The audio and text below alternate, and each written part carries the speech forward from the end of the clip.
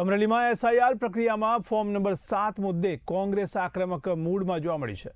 તો રાજુલા જાફરાબાદ બેઠકમાં નામ કાપવાના આક્ષેપ થયા છે, ત્યારે કોંગ્રેસે રેલી સ્વરૂપે પ્રાંત કલેક્ટર કચેરી પહોંચી પ્રાંત કલેક્ટરને આવેદનપત્ર પાઠવ્યું છે। કુલ 6776 ફોર્મ નંબર 7 ભરાયા હોવાની માહિતી મળી છે। ત્યારે રાજુલા જાફરાબાદ અને ખાંભા વિસ્તારમાં નામ કાપવા મુદ્દે રજૂઆત થઈ છે।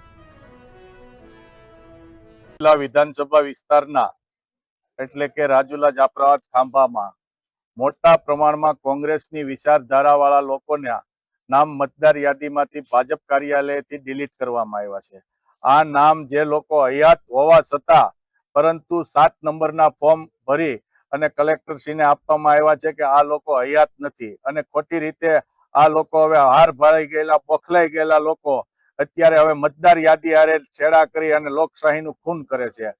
ત્યારે હું તમને વાત કરું કે ફોર્મ નંબર 6 જે છે 7-4 એ બધા ફોર્મ બીએલઓમાં ભરાય છે અને 7 નંબરના ફોર્મ માત્ર ને માત્ર 3 દિવસની અંદર 6777 જે ફોર્મ છે એ આ પ્રાંત કલેક્ટર ઓફિસમાં ખોટા રજૂ કર્યા છે અને એ ફોર્મ કોણ ભરવા આવ્યું, ક્યારે ભરવા આવ્યું, એક વ્યક્તિને કેટલા ફોર્મ ભરવાનો અધિકાર, એ તમામ માહિતી અમે માંગી છે અને સાહેબને કીધું છે કે